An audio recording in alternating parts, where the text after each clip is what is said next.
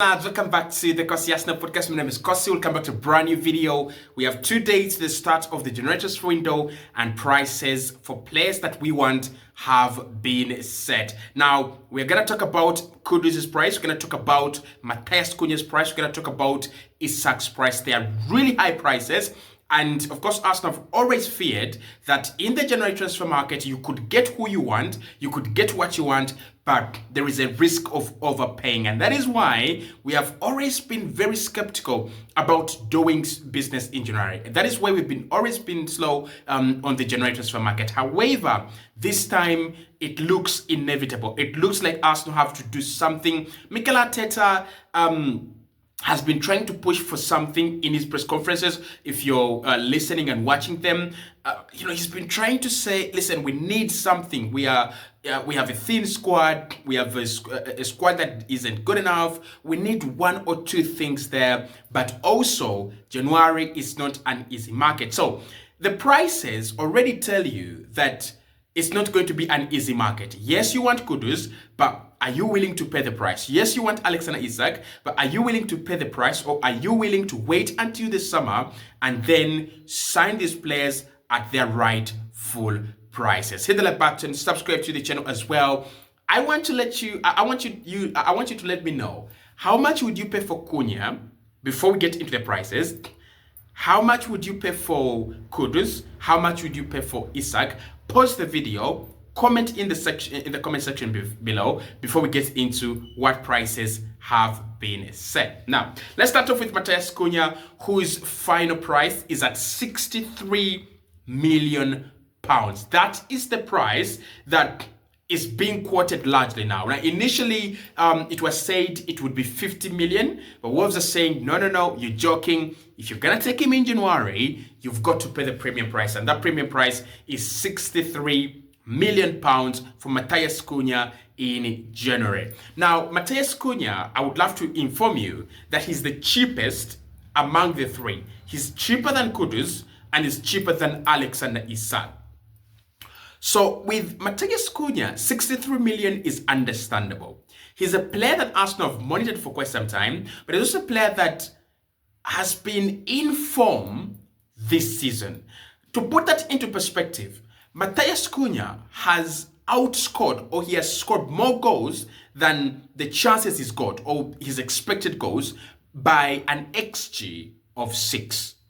That is crazy. He scored 6 more goals than the quality of chances that he's getting. I mean, if you put that into perspective and you think about players like Jesus, and who miss chance after chance, and you think about players that we've had like Edin Ketia, it's crazy. Now, again, Wolverhampton Wanderers are just coming up, right? They've had a rough start to the campaign. They were creating chances, they were not taking those chances, and they were losing games that were, I would say, not deserved to be lost. Now, it's the other side of the story. They are actually winning games, and they are on a good run of form. So letting go of Matthias Cunha right now might not be the best idea for them, and I understand why they put their price for the player a little bit high. If it is in the summer, I think Matthias Cunha could go for 45 million pounds or 50 million pounds, but January they're saying 63 million pounds. Matthias Cunha also has a unique selling point, apart from Kudus, as compared to Kudus and Isak. Wolves have a reputation of selling even in January.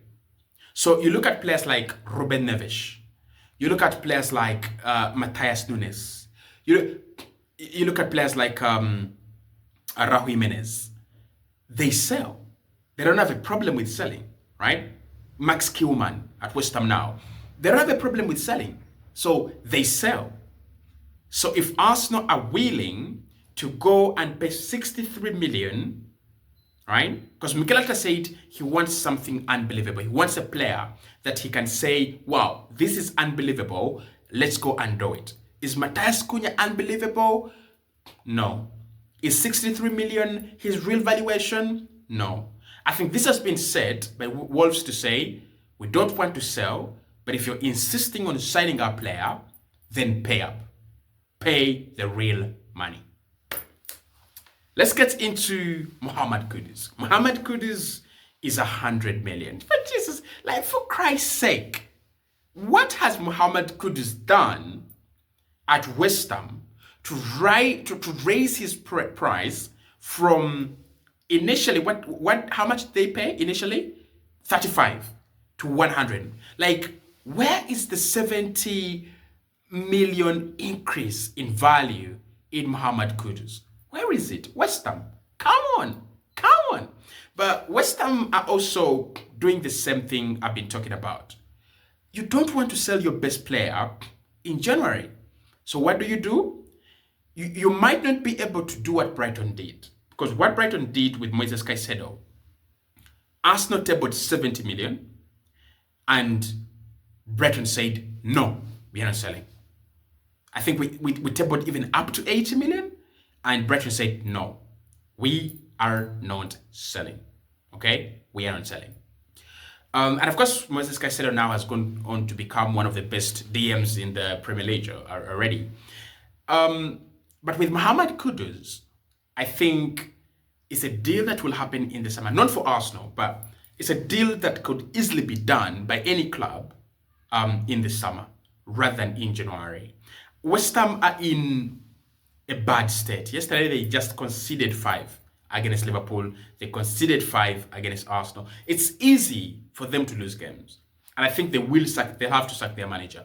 But if you're going to sack your manager, you're going to need to bring in a manager who has tools to work with. Jared Bowen is a tool for them, important one. Kudus is another very, very important one as well. So I think at the end of the day, Kudus is just not a January transfer position that you want to enter. 100 million, no. Even in the summer, no. Like Kudus maximum is 65 million. For me, 65 million. And the parts of his game I like, and the parts of his game I don't like. Like, you know, yesterday I saw him against Liverpool. He fell, he dived like 10 times. And the referee was just not interested, and the referee was right. I don't like a player who dives a lot. I don't like it. I really, really don't. Gabriel Jesus kind of player, I don't like that kind of, I don't like those theatrics. But what I want to say here, is that if you look into Mohamed Kudus' price, which is 100 million, you can know that Arsenal are not going to sign him. Not in January. Another player whose price has been set by Newcastle is Alexander Isak, and it is 150 million. God damn it. Are these guys crazy? 150 million for Alexander Isak. Now, with Isak, I think they bought him at around 60, 70 million euros. So I can see that there is an increase in value in Alexander Isak. He was scoring goals in Spain. He's now scoring goals in the Premier League. He's played in the Champions League with Newcastle, and he's become a top quality player. So I can understand Newcastle saying 100 million, but 150 million for Isak?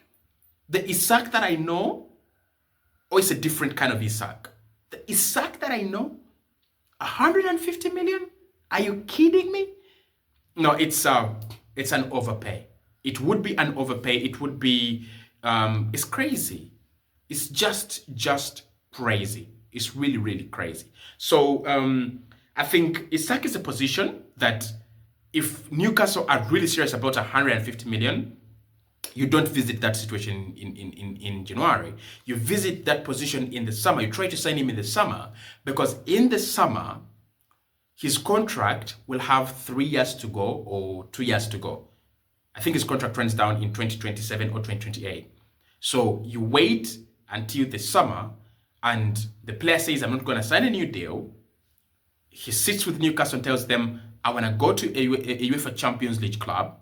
and then you can negotiate. But at the moment, 150 million, it doesn't look like so. So I think Mikel Arteta's fear of overpaying is being justified by these prices. And I won't be surprised if Arsenal do more loan deals. I mean, loan deals are there. Ivan Ferguson is there. Leroy Sané could be there. You have Marcus Rashford could be there. Randall Colmwani has already been offered. So maybe let's try to do those deals. And then later on, we can, look into other different positions.